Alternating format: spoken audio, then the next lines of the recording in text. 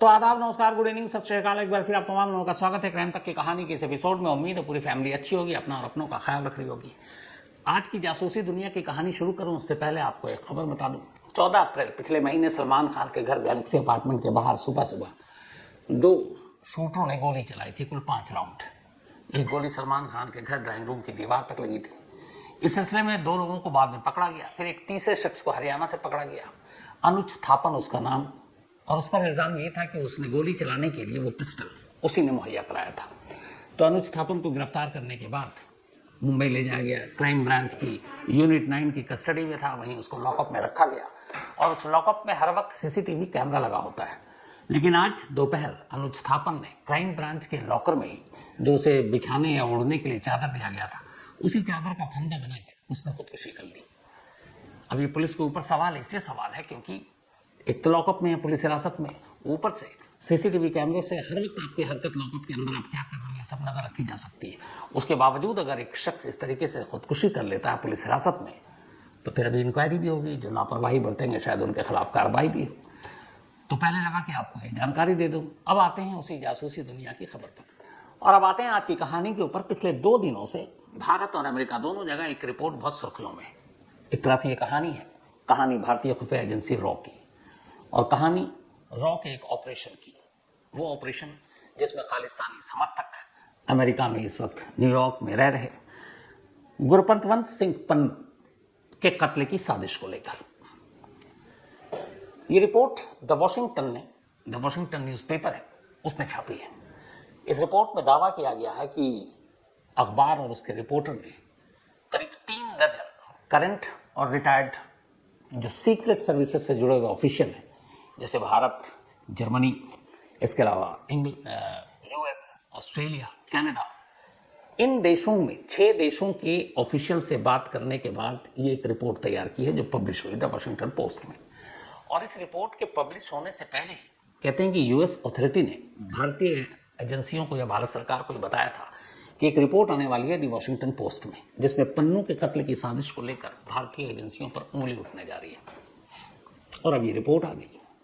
तो इस रिपोर्ट में इस पूरी साजिश की कहानी है। तो पहले वो कहानी और इस रिपोर्ट के बाद क्या हुआ, रिपोर्ट में कितनी सच्चाई है, इसके बाद अब जब रिपोर्ट रॉ की आई है, रॉ की बात चल रही है, तो फिर आपको ये बता दूं कि रॉ की खुफिया दुनिया की झलक कैसी होती है, रॉ की दुनिया कैसे होते हैं इसके जासूस, कैसे ये काम करती है, इसको डिटेल में आपको जानना है तो कुकू एफएम के ऑडियो लर्निंग प्लेटफॉर्म पर जाइए और रॉ की इस खुफिया दुनिया की झलक देखिए, सुनिए और महसूस कीजिए कि लोग काम कैसे करते हैं।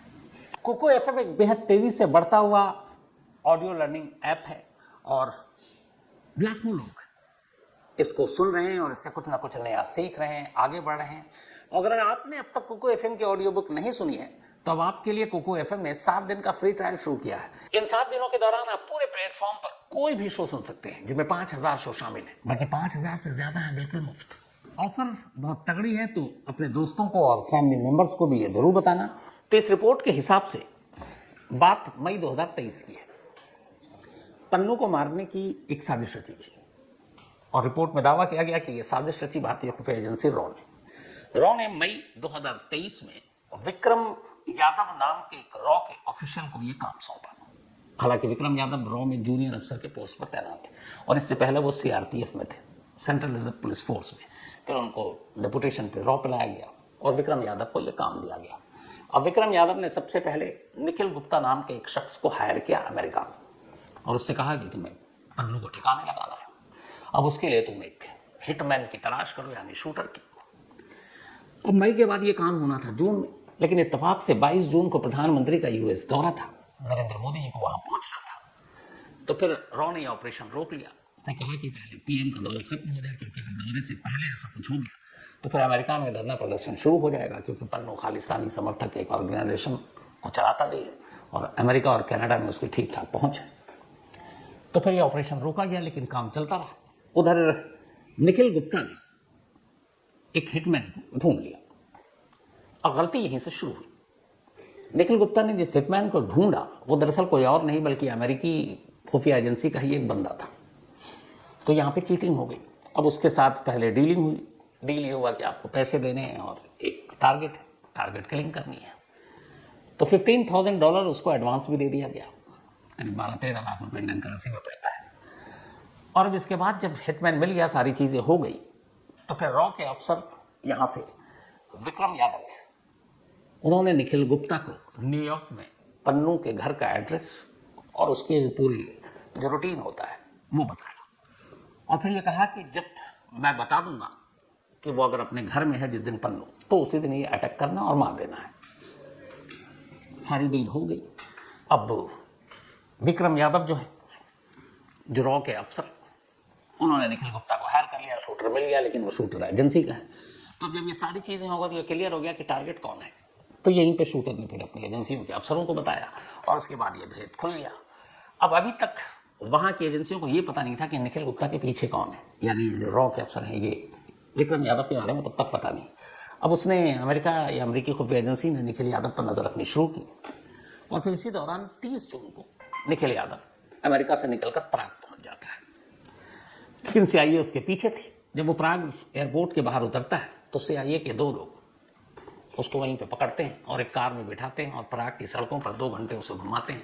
इस दौरान उसके लैपटॉप, उसका फ़ोन, सब कुछ ले लेते हैं, उससे सारी इंट्रोगेशन कर लेते हैं और फिर उसे छोड़ देते हैं। और धीरे से चेक गणराज्य में आता है ये, चेक रिपब्लिक देश में प्राग, तो फिर वो प्राग पुलिस और चेक के गवर्नमेंट को बता देते हैं कि ये बंदा है जिसे हमारी ज़रूरत है, क्योंकि इसने अमेरिकी धरती पर एक कत्ल की प्लानिंग की है भारतीय खुफिया एजेंसी के साथ मिलकर। तो वहाँ पे एक अरेस्ट वारंट निकल जाता है और निखिल गुप्ता गिरफ्तार हो जाता है। गिरफ्तार होने के बाद ये सारी चीज़ें जांच चलती रहती हैं, चार्जशीट दाखिल होती है जिसमें इल्ज़ाम लगा जाता है कि निखिल गुप्ता ने ये सब कुछ भारतीय खुफिया एजेंसी के इंस्ट्रक्शन पर किया, लेकिन नाम नहीं था कि वो अफसर कौन है। अब द वॉशिंगटन पोस्ट ने उस अफसर का नाम लिखा और उसने कहा है कि ये काम रॉ के एक जूनियर अफसर उसका है, जिसका नाम है विक्रम यादव। अब उधर निखिल गुप्ता पकड़ा गया प्राग में, इधर ये नाम आ गया सामने।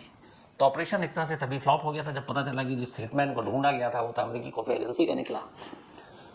तो अब ये हुआ कि विक्रम यादव, ये ऑपरेशन बीच में खत्म और विक्रम यादव को वापस CRPF में भेज दिया गया। अखबार ने दावा किया कि दरअसल ये ऑपरेशन फेल होने की एक वजह यह है, जो एक्सपर्ट्स ने बताया, कि विक्रम यादव चूंकि CRPF से आया था तो वहाँ इतने वेल ट्रेनिंग और ये जासूसी और ये सारी चीज़ों की जो पैरामिलिट्री फोर्स और एक खुफिया एजेंसी में बड़ा डिफरेंस होता है, तो उस तरह की वो ट्रेनिंग उसको वो इतना वेल ट्रेन नहीं था, तो ये ऑपरेशन नाकाम हो गया। तो इसी के बाद उसको वापस CRPF में भेज दिया गया। उधर अब निखिल गुप्ता को CIA अमेरिका वापस लाने के लिए कोशिश कर रही है, अदालत में उसने वहाँ पर दे रखी अर्जी, अब वो लेकर आएगा।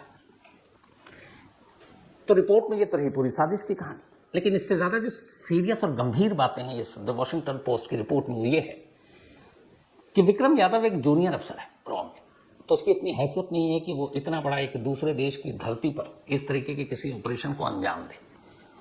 तो रिपोर्ट में कहा गया है कि दरअसल विक्रम यादव ये सब कुछ रॉ के चीफ के आदेश पर कर रहा था, और जो रॉ के चीफ थे उस वक्त सामंत गोयल, बाकायदा उनका नाम लिखा है कि रॉ के चीफ थे और इनके आदेश पर कर रहा था। इतना ही नहीं, एक कदम आगे जाकर ये भी है कि अब रॉ के चीफ भी अमेरिका जैसे देश में या किसी भी विदेशी सरजमीन पर कोई भी देश की खुफिया एजेंसी जब कोई ऑपरेशन को अंजाम देती है तो अपनी मर्जी से नहीं देती है, बल्कि इसके लिए फिर उसको ऊपर जाना होता है और टॉप लेवल पे। तो पहले विक्रम यादव एक जूनियर अफसर, उसको इस हरी झंडी दी ऑपरेशन की, यानी पन्नू को मारने की, रॉ के चीफ सामंत गोयल ने। और सामंत गोयल, अखबार का कहना है कि हालांकि सबूत नहीं है लेकिन ये है कि सामंत गोयल बिना NSA यानी कि अजीत डोभाल की इजाजत के ये काम नहीं कर सकते। और उसी रिपोर्ट में एक हमारे जो रॉ के चीफ रहे अभी कुछ वक्त पहले रिटायर हुए हैं दुलात साहब, उनका भी इंटरव्यू, और इंटरव्यू में कोट करके रिपोर्ट कहता है कि जब भी रॉ ऐसे किसी ऑपरेशन को अंजाम देती है तो बिना NSA की जानकारी या परमिशन के नहीं देती है। यानी डायरेक्टली इस रिपोर्ट में उनका इंटरव्यू दिखाकर ये हवाला दिया गया है कि इसका मतलब है कि डोभाल को पता था और अजीत डोभाल की मर्जी के बिना ये नहीं हुआ है। अब सामंत गोयल के भी बारे में इसमें बताया गया कि सामंत गोयल पहले 2014-15 में शायद ये स्टेशन चीफ हुआ करते थे लंदन में रॉ के, लेकिन उस वक्त भी वहाँ कुछ खालिस्तानी समर्थकों और बाकी को लेकर कुछ ऐसी चीज़ें हुई कि तब ब्रिटिश गवर्नमेंट और MI5 ने, वहाँ के खुफिया एजेंसी ने इस पर अपना विरोध जताया और सामंत गोयल को ये कहा कि हम आपको या तो एक्सपेल कर कर देंगे इस देश से, और ये आप देख लीजिए। तो कहते हैं कि एक्सपेल हो उससे पहले ही सामंत गोयल खुद ही लंदन से न्यू दिल्ली चले आए। तब ये स्टेशन चीफ हुआ करते थे। फिर आने के बाद धीरे धीरे उन्होंने तरक्की की और 2019 में ये रॉ के चीफ बने। रिपोर्ट एक और लाइन कहती है वो ये कि जिस दिन 30 जून 2023 को जब निखिल गुप्ता को पराग में CIA के लोगों ने पकड़ा और उसके बाद फिर पराग के अभी जेल में, उसी 30 जून को निखिल गुप्ता की अरेस्ट के बाद चूंकि ये भांगा फूट गया, तो रिपोर्ट कहता है कि सेम 30 जून को ही सामंत गोयल रॉ चीफ ने अपने पद से इस्तीफा दे दिया। अब सवाल है कि द वॉशिंगटन पोस्ट की इस रिपोर्ट में कितनी सच्चाई है। तो जितने भी एक्सपर्ट, खासतौर पर अगर हम भारत की बात करें, इस रिपोर्ट के छपने के बाद विदेश मंत्रालय ने अपना एक स्टेटमेंट दिया है और उन्होंने कहा कि ये रिपोर्ट पूरी तरह से बकवास है और कहीं से भी कोई रॉ का ऑपरेशन नहीं है। दूसरी तरफ अमेरिका में अमेरिकी गवर्नमेंट, बाइडेन एडमिनिस्ट्रेशन से इस बारे में जर्नलिस्ट ने सवाल पूछा, तो अमेरिका ने कहा कि हमारी बातचीत भारत सरकार से चल रही है और भारत सरकार इस जांच में जो भी आगे की चीजें हैं उनको साफ करना चाहिए। तो भारत का स्टैंड ये है कि इस ऑपरेशन में पन्नू को मारने की साजिश में हमारा कोई हाथ नहीं है, न ऐसी कोई प्लानिंग की। लेकिन ये रिपोर्ट कुछ और चीजें भी कहता है। वो कहता है कि हाल के वक्त में अमेरिका, कनाडा, ब्रिटेन, ऐसी कई जगहों पे पाकिस्तान, ऐसे संगठन या ऐसे जो भारत विरोधी लोग हैं उनको मारा गया है और ये सारा काम खुफिया एजेंसी रॉ के ही जरिए हो रही है।